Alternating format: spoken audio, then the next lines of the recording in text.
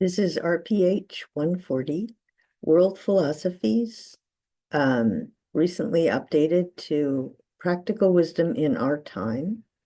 And this is class number 9.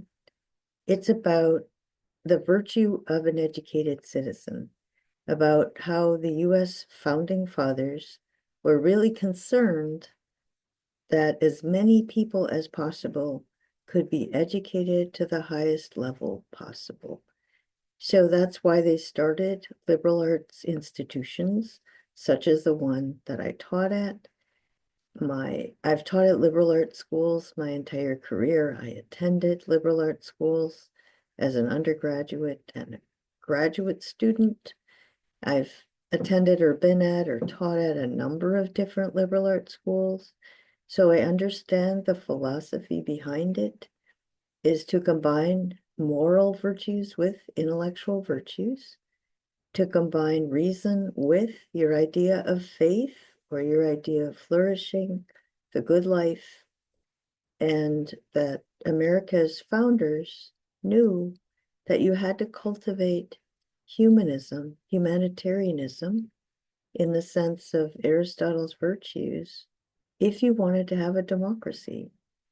You have to believe that people are capable of self-governance, but then you also have to educate people and you have to habituate children so that they actually will govern themselves. They'll have self-control, but they'll also learn how to think like a citizen and they'll want to care about the common good. So the political virtues are the virtues of always wanting to use the power you have for the benefit of the people over whom you exercise it. Always rule for the benefit of the ruled.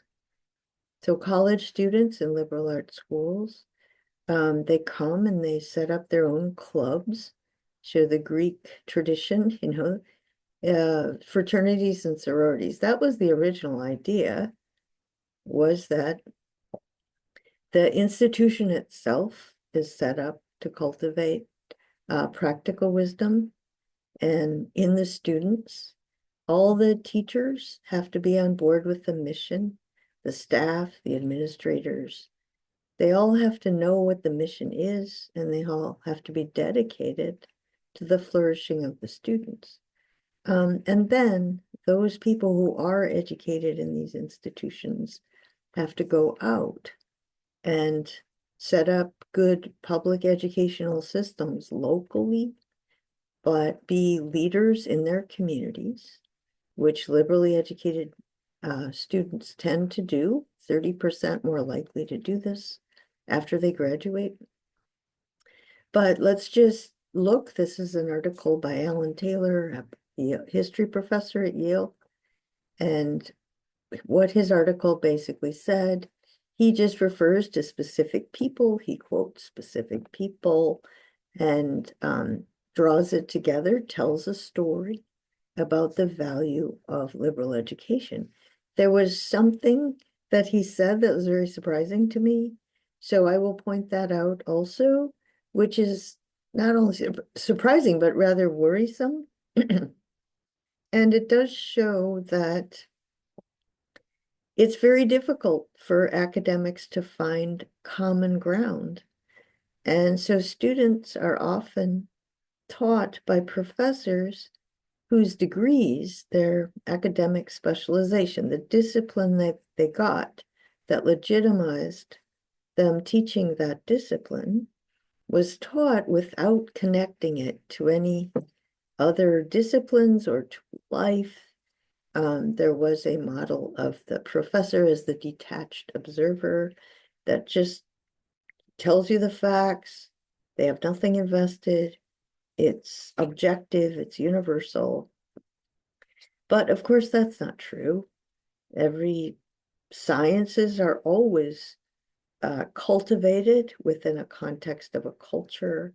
They're always connected to a set of values of the society, what gets funded, which kind of science gives you the most status or money or power. And that tends to motivate people.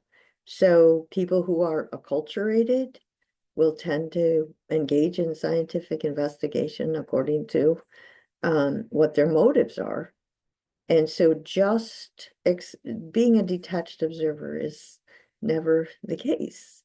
Even you might want to actually explore something that's not socially accepted or socially rewarded, but that itself is a sort of statement about your values.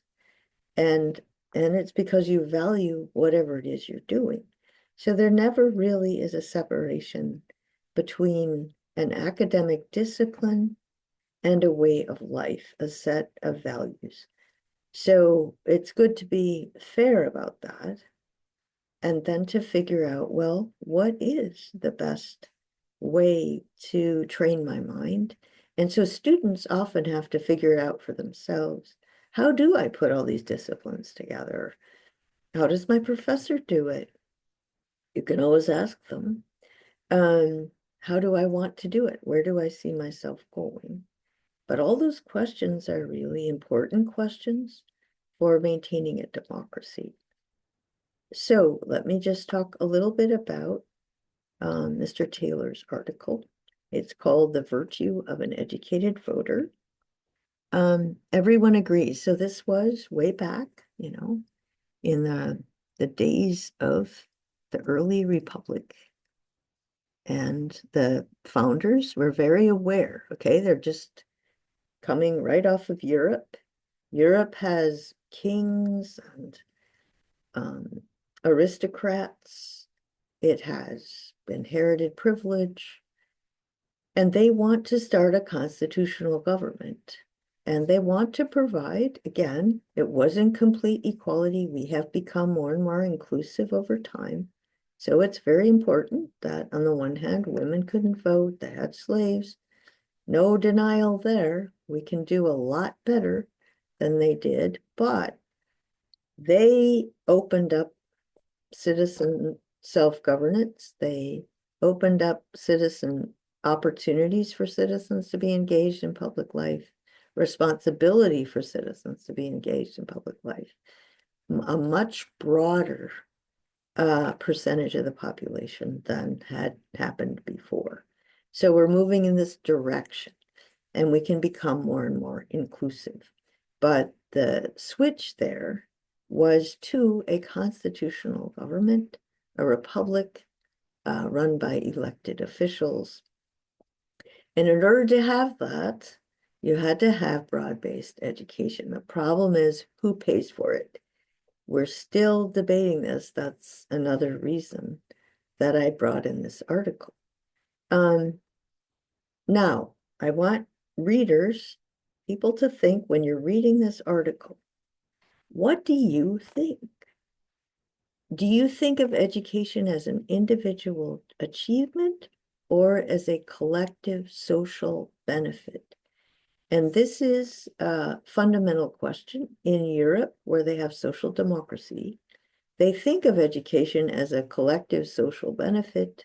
You pay taxes, you have good educational institutions throughout your educational career, K through 12, college, grad school. That is a a very important social interest. In order for the public to flourish and in order for citizens to flourish, everybody has to get the education necessary to participate in professional life, but also in public life.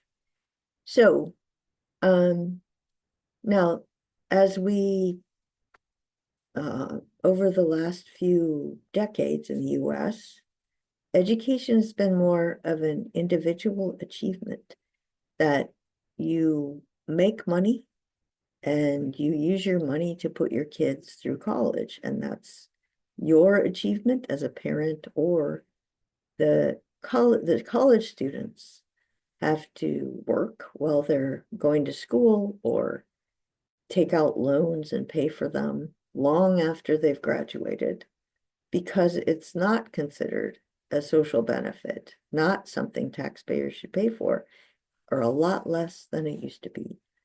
It's a different philosophy. and it affects things. It affects the growing back gap between the rich and the poor. Income inequality is increasing. This is one of the reasons it is. So I want my readers or the people listening to just step back and think about it. And think about what's happened in the US, think about Europe, think about the developing countries. How do they think about education, higher education? But the founders were already thinking about this. The threats to the new American Republic were nations with monarchies or aristocrats. They wanted them to fail, right? This is a group of upstart colonists who declared war on Britain, and they don't respect, the old world, and you want them to fail, right? This competitive spirit. We don't, and on the other hand, Americans, okay, so the Europeans think of them as sort of backwater, hillbillies, primitive, whatever.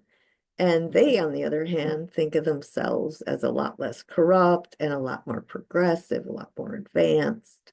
We don't want that old world.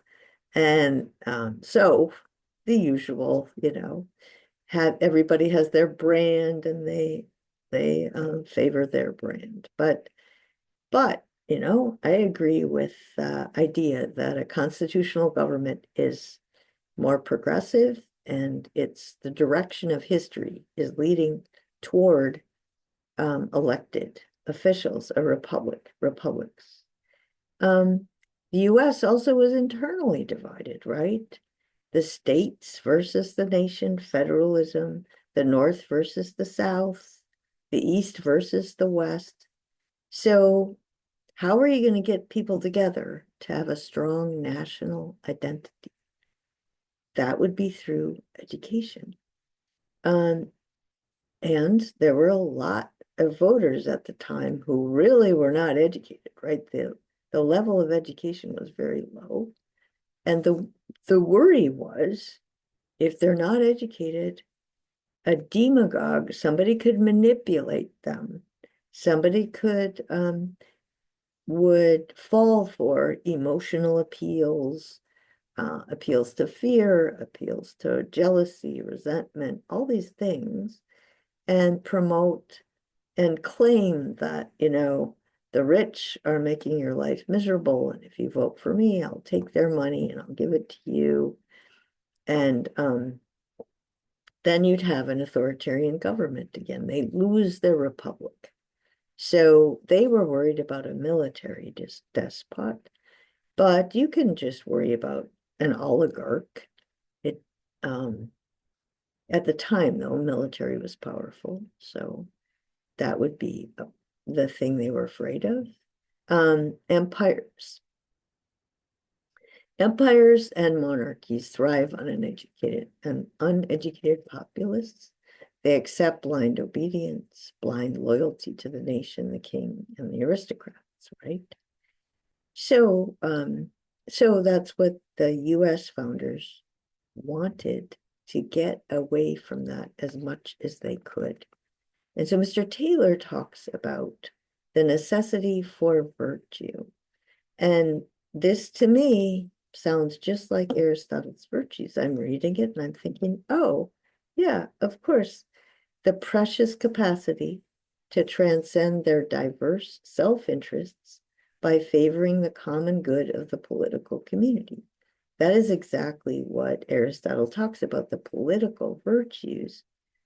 And you start out with personal virtues of generosity. So personally, a child grows up being generous. And then the household focuses on their basic needs, natural acquisition. You acquire the things you need, but then avoiding unnatural acquisition. You don't want material things that you don't need. You need education. You need healthcare. You don't need a bigger house or a bigger car, or more clothes or whatever. So this habit of wanting to be middle class wanting to be generous. And then as you get older, you learn how to study, how to actually achieve the common good through making laws, knowing how to apply the laws, knowing how to distribute social goods in a way that will promote the common good, knowing how to punish wrongdoing in a way that will promote the common good. So that would be what Mr. Taylor is looking for. And the founders knew if everyone just pursued their private interest, the republic would succumb to the perverse synergy of demagogues who wanted and tyrants who said, it's the rich, I'll take their stuff and give it to you. So how do you overcome the selfishness? Is that innately human or not? Well, there's disagreements among environmental psychologists, but neuroscience, the most recent studies of the psyche, say that we're wired to cooperate with each other. And it was the groups that cooperated that survived better over time. And so that the capacity, don't know if it's genetic or not, but the capacity, epigenetic cooperation is what had survival value over time. So are we innately selfish or innately good? Aristotle would say we're sort of neutral. We're neither good nor evil, but it's how we get conditioned. So the culture determines whether we become generous and virtuous and just, or whether we become competitive and irrational, right? The culture will reward it, give it status, whatever. So, but whatever whatever is someone thinks is innate, the founders knew you have to have an educational system that teaches people, trains people, habituates people to value the common good. So then they can also detect which people running for office really do care about the common good and which ones are just saying they do. And as soon as they get elected, they'll take over.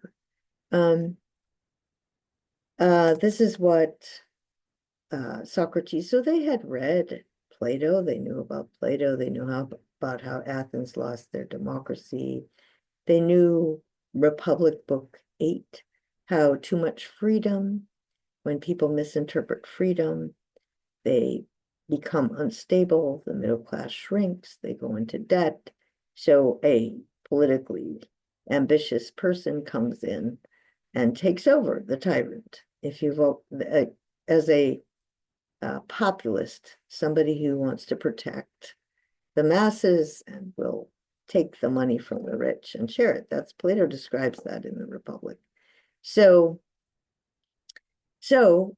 they had read that. They knew Aristotle said that greed is the political evil. They knew all of that. So Aristotle and Benjamin Rush, so the historical character of Benjamin Rush, that you need an educational system to support your constitutional system. If you had a monarchy, and this was also true in Europe, it was really important that the ruling family be educated to know how to be a benevolent monarch, to rule for the benefit of the ruled. In an aristocracy, the sons of the aristocrats needed to learn how to use their privilege for the benefit of everyone. But in a democracy, the citizens have to be educated to be self-controlled and generous, have all the virtues so they can take turns ruling and being ruled, so they won't be manipulated by people ambitious for power, okay? They won't get a corrupted view of freedom. Freedom didn't mean to license to live as you like. It meant you're given access to public life. Your leaders need to be transparent. They need to justify their positions of authority. And then the citizens need to either vote them out or keep them. Citizens have to really know, and then citizens can also step in and run for office. Okay, so Benjamin Rush, he says, we've changed our forms of government. We have a constitutional government, but it remains yet to bring about a revolution in our principles, our opinions, and our manners, right? So how do we habituate children? How do we live our lives in a way that is truly the life of an excellent citizen in a constitutional government, so we can preserve our form of government? The trouble is, this is expensive, and who's going to pay, right? So obviously in the US, they still had a privileged class. They wanted to hire tutors to prepare their sons for private colleges, either in another state or in Britain, right? But you can't have a republic that way. Jefferson wanted to tax the rich to educate the poor for the common good. He sought a more meritocratic and public educational system. What that means is that everybody gets a good enough education so that the students that show that they have the ability, the motivation, and that they care about the common good, they have merit, and they will be promoted based on their achievement, based on what they've proven they can do, not based on who their parents are or who can pay. It's free, and public education provides opportunities for everyone, and the ones that excel are appointed based on merit. Jefferson wanted to get away from the old artificial aristocracy of inherited privilege to a new natural aristocracy. This is also straight out of Aristotle. Aristotle says there's always this war between the aristocrats and the masses, and the aristocrats always say unequals for unequals, and the masses all say equals for equals, right? Well, but Aristotle says, look, if aristocrat means the rule of the best, those who are most capable of creating a middle class, then the oligarchs on the top, if they just use this unequal, that they're unequal in wealth, but they're not unequal in virtue. They're not necessarily virtuous just because they're wealthy. So that's a corrupt view of justice. And the poor, equals for equals. It's also true that not everybody is capable of taking on positions of authority and using them for the benefit of the rules. But just because you aren't one of the privileged class doesn't mean you don't have the capacity to do that. So you want a real aristocracy based on merit. It can have some people from the unprivileged class and some people from the privileged class, but what they have in common is that they're unequal in their ability to weave the rich and the poor together and have a middle class. Of course, they had a plan for education. Very few girls, no African Americans. So this description of what goes on, who it applies to, has to be expanded. But the debate in the theory about what you're looking for this kind of ruling class based on proven merit and effort after they've had equal opportunity and equal level of education. There's writing by the more prominent people. Obviously, they're the ones whose work gets saved. So history is a really, really sketchy record of what went on. But he says in Virginia, there's lack of public spirit. All anybody really cares about is getting rich. And so that has been a problem. I think it's a problem that people think of America. Oh, that's the place you go to get rich. I want to go there because I want to get rich. It's just that it won't work, if that's the predominant spirit, then we will lose our democracy. As Aristotle said, if it's all about money, then money sticks to money. The excess desire for money is the thing that will kill a free and open society. And he's worried about that. Again, he's read Aristotle and Plato, so he knows what's going on. All right. That's how it happens. The rich centralize power, the poor revolt, and there's desperation, and then a strong man steps in. What about this? Who's going to pay for this, right? The state legislators did not vote to raise taxes because they wouldn't get reelected. Now, this should sound familiar. That I'm sure that's why he wrote it, or why it was sent across the internet, widely, disseminated across the internet. So they left it, the state legislators left it to the counties. Okay, so you keep going more and more local. Well, of course, with the Jim Crow laws, even when after slavery ended, local governments created two completely different educational systems, and they invested a lot more money in the education for white students rather than Black students. So making it extremely local wasn't necessarily the thing to do. Long term, without education, a few of the richest will control everything. So they knew this is not an option. This really has to happen. The common people, so the legislators wouldn't vote to tax people. They wouldn't get reelected. The county officials didn't want to tax people because they wouldn't get reelected. The common people were uneducated, so they weren't convinced that it was a good investment of their tax money. They'd rather buy something, buy a new pair of boots or a bonnet for their wife, was the quote, or a whiskey or whatever. They wanted consumer goods more than they wanted education. They didn't trust educated people because they're an elite. And if that's why educated people have to be trustworthy, and they also have to somehow be able to show people that they are using their privilege for the benefit of the people.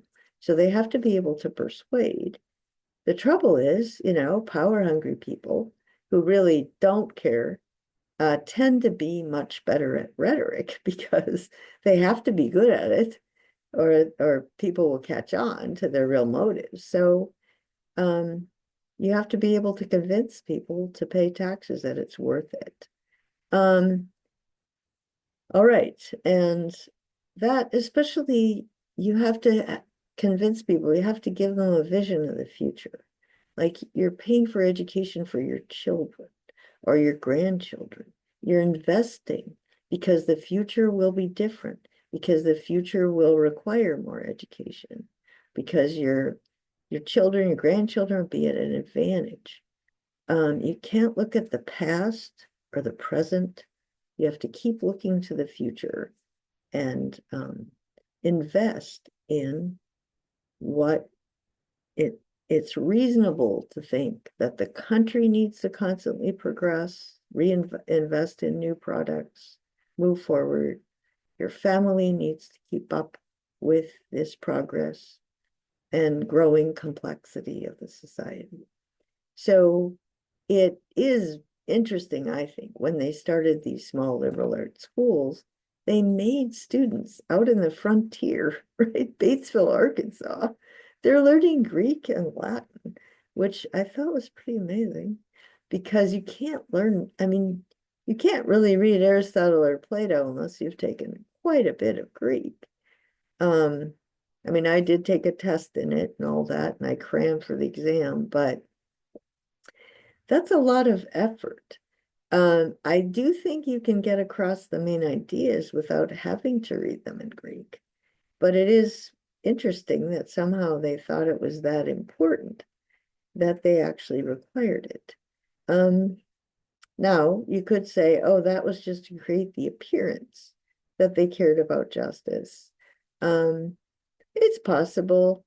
I personally think probably they thought you had to read it in Greek and Latin to really understand the mindset of people who are trying to rule for the benefit of the ruled, or people who are teaching you that you need to do this, how you maintain a democracy. What about the problem of the North versus the South? This is really important, and I didn't know this before I moved to the South.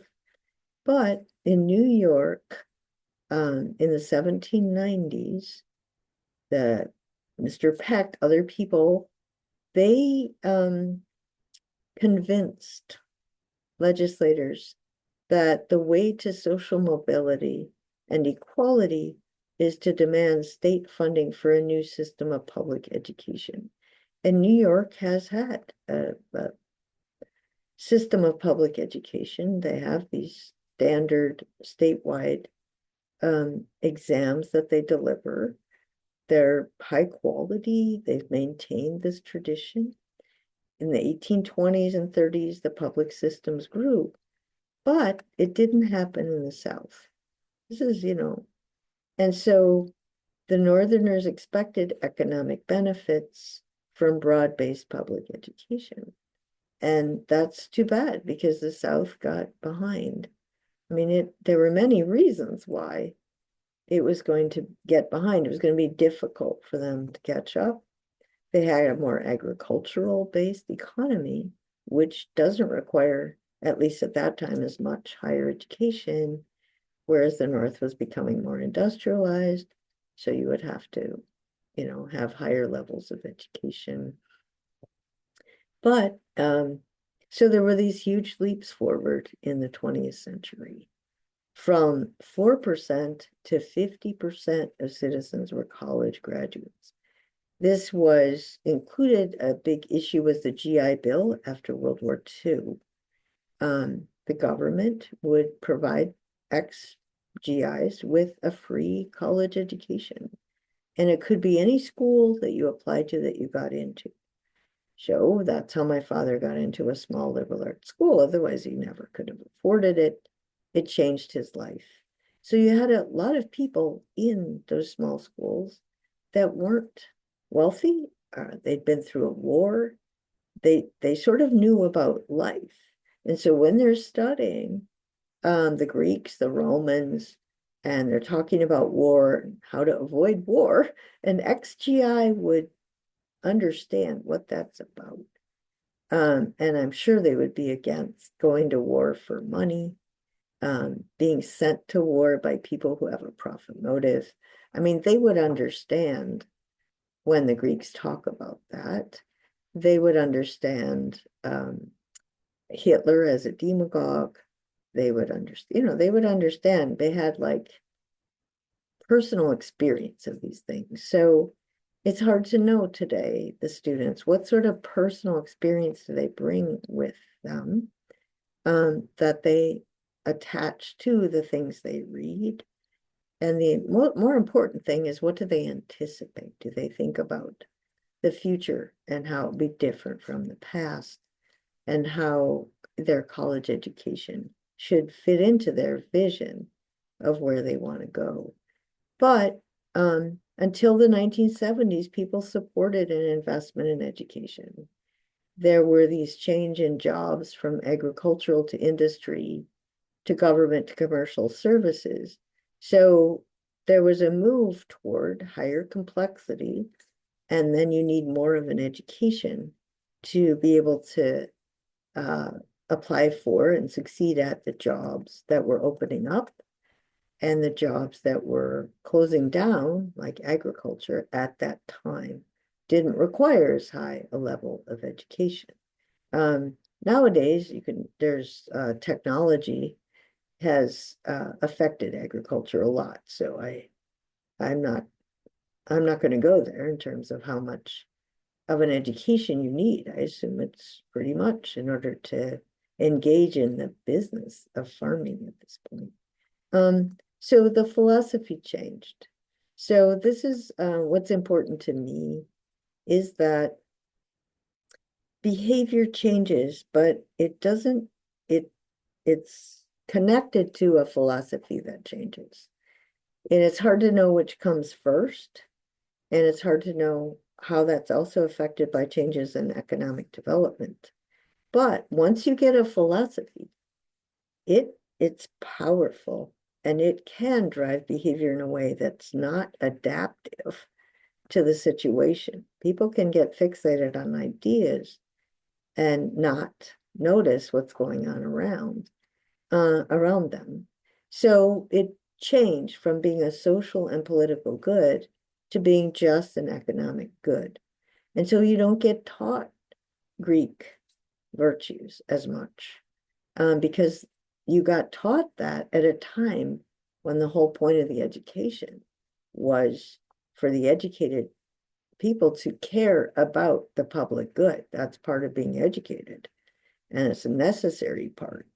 You wouldn't think twice about it. Well, it changed to being an economic good. Well, if it's an economic good, then the books you study, your reason for studying them are to make more money. So it's economic growth. And the political rhetoric emphasized that, and then the students, people bought into it. Advertisers, all this move to switch from virtue as caring about the public good, statecraft, political wisdom, to virtue as getting rich. You're expected to seek your self-interest. It serves your private interest, not for civic virtue. That was Mr. Dershowitz said that. Why do you go to college? What do you go to college for? Return on investment, right? Cost me this much. My kid better get a job that'll, make up for that within what, 5 years, 10 years? And Mr. Dershowitz says, no, that shouldn't be your goal at all. It should be concern about the public good, but as you go about living your life in a way that is according to the standard of flourishing, you will be successful and you'll also be satisfied with what you're doing. All right, so World War II, GI Bill, you could have any major you wanted. But today, student debt, like the cost of education, has gone up faster than salaries. And so there's just this assumption that the goal is simply to make more money. It's not knowledge for its own sake. It's not happiness, appreciation of art, deeper understanding of human nature.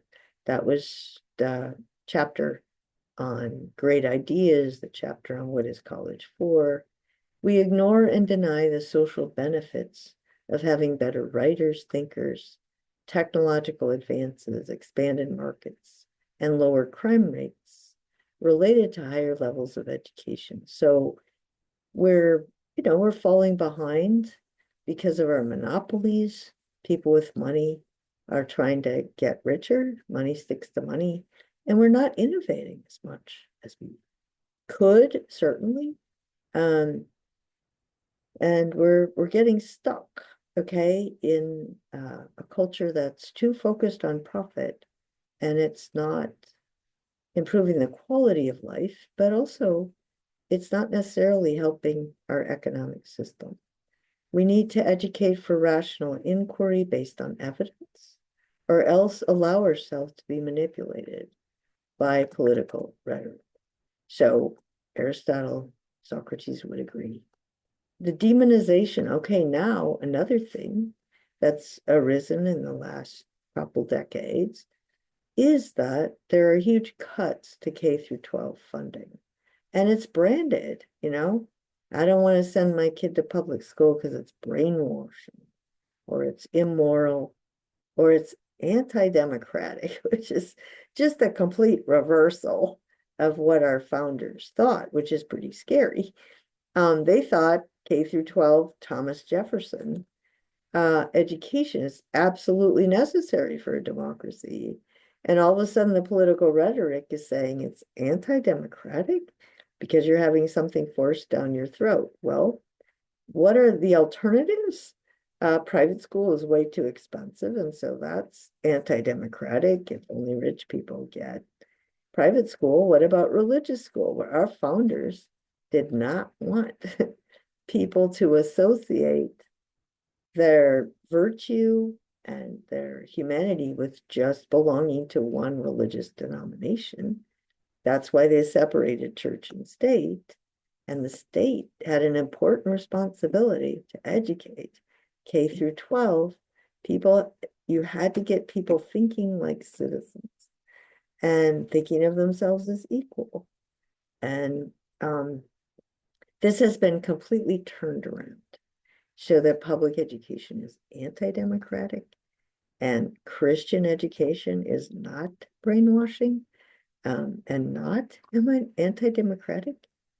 Okay, the students really need to think about this. The funding was reduced most in the poorer neighborhoods because now it's only local funding, the real estate tax, okay? So if you live out in a suburb where the houses are very expensive, you pay a much higher real estate tax, but you get these public schools that really are like private schools in terms of the amount of money per student that you can spend, and you can have all these resources. And it's way cheaper than if you send your kid to a private school. So it's a really good deal if you have enough money to buy that big of a house and pay those taxes. So again, money sticks to money. Your kid can go to a public school that has the resources so that they will qualify to go to a better college, and then they'll graduate and they'll qualify for the better jobs. Whereas if you can't afford a decent house, and the cost of housing is, affordable housing is a really big issue in our country, well, then you live in a neighborhood where people's houses are either there's a lot of rental property, or the houses aren't worth that much, not as much tax money, not as many resources for the students, then they don't have the opportunities, they don't qualify to go to as good of colleges that are as good. They maybe have to work during college. They can't excel at their level. They can't do as well. And then they don't qualify for the better jobs. So this is a spiral upward, a spiral downward. It's not necessarily something, it's not something the students themselves set up. Their parents set it up, or the wealthy, the oligarchs set it up. And our founders would not want privileged people to think like that or to set up a society like that, because they knew you're going to lose your democracy. You set up competition and adversity. The rich hate taxes because they have to save their money to get their kids into the best expensive schools, or they have to make sure they spend the money they have to get the house in the suburb where they can get the best schools. The poor and middle class fall behind, and then the rich deserve these better jobs. Okay, what about Socrates? He was not against the government of Athens. He was against the way the Athenians had abused the system and used it for personal gain, right? This is what's happening. We have the same system, but it's not functioning in the same way. It's dysfunctional. The Athenian institutions were set up to cultivate a level of consciousness of yourself as a citizen, living with fellow citizens under the rule of law. They tried to develop this through recitations of Homer, performances of tragedy, religious festivals, telling stories of the gods that promoted self-control and virtue, right? The stories promoted virtue by telling all these stories about gods and men who weren't virtuous. They went to an extreme and they created a whole lot of problems. Do you think public education is anti-democratic? So pause, person listening to this. What do you think? Do you think we need to have any kind of public education? Or is there such a thing as education for citizenship? Right? What would Socrates and Aristotle say about what the USA should do today? Right? Okay, so take a pause, maybe stop the video, think about that, what's the relationship between high quality K through 12 college, graduate school education, and democracy? All right. So what's happened since the recessions of 2007? How did it happen? Well, it happened because of lack of regulation of the banks and selling these mortgages off that were toxic, and nobody followed up on it. There weren't enough laws, or there weren't enough bureaucrats enforcing the laws. So the economy collapsed. The rich got bailed out with the assumption that they would pay the money back. And again, the whole process ended up with the rich getting richer and the poor getting poorer. So funding was cut for schools. So again, it's just everything, every disruption ends up with a shrinking middle class every time. So if you don't fix it within the system, if you don't get the system to work better, blowing up the system doesn't help. It only helps the top, maybe 5%, right? We have more Medicare, and then I think it's 75% of our medical expenses are unnecessary.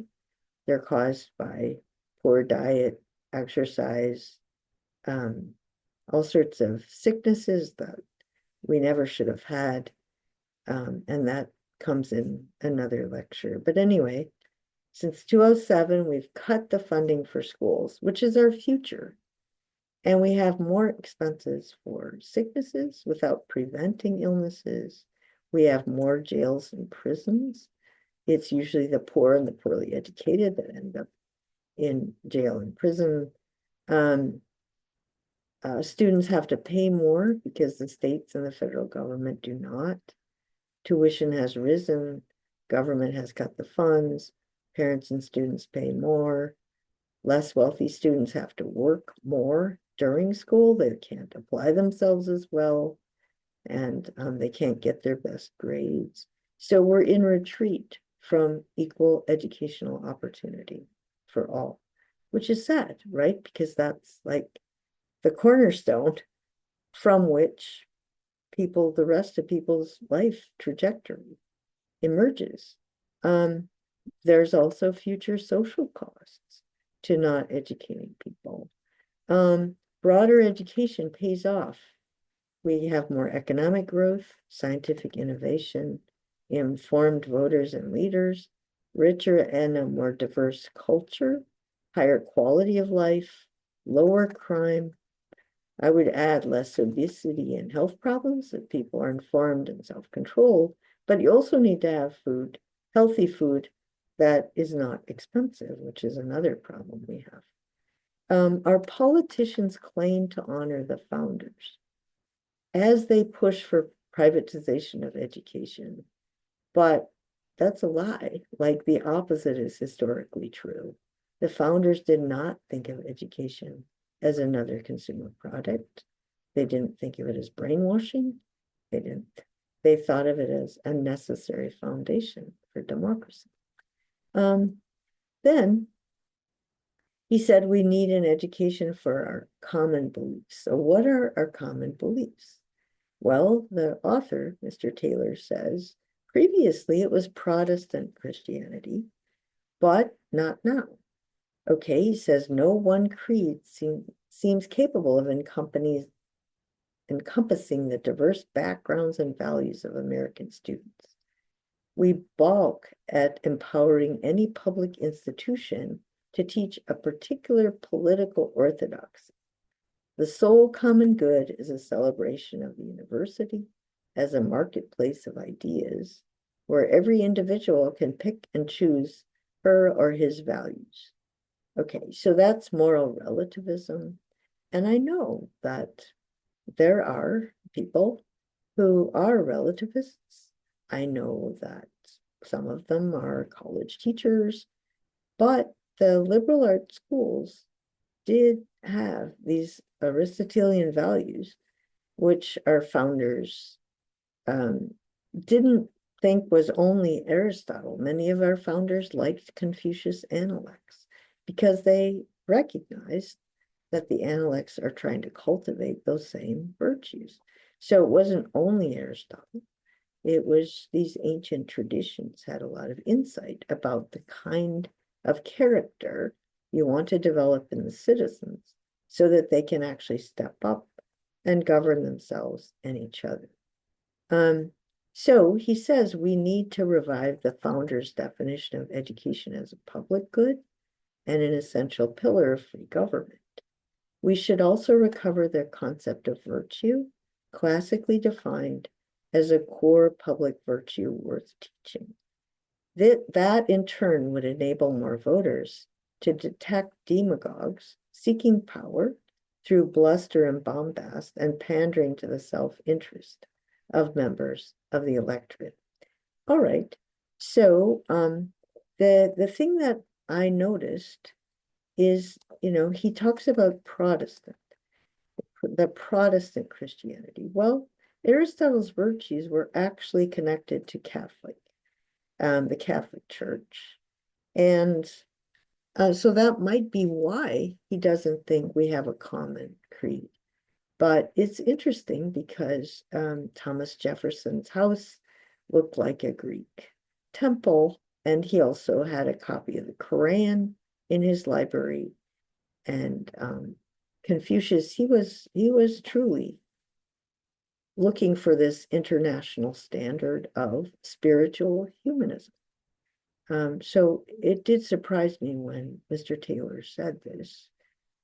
Protestantism is a modern view of virtue, and the modern scientific method split reason from science from faith. And that our founders did separate church and state, but there wasn't any need to think they had to be completely different or at odds with each other. And I think, Aristotle would be a perfectly good foundation. Okay, so then I ask my students, how do all these personal virtues affect your ability to be a good citizen? So we go back over all these virtues, the same old virtues. But, you can say it's the same old stuff she keeps repeating, but every day, I go through life, I live my life, I make my choices, but it's the same patterns, it's the same kind of situations I get into. You can always map them back to Aristotle's view because it's very comprehensive. What kind of decisions do you make?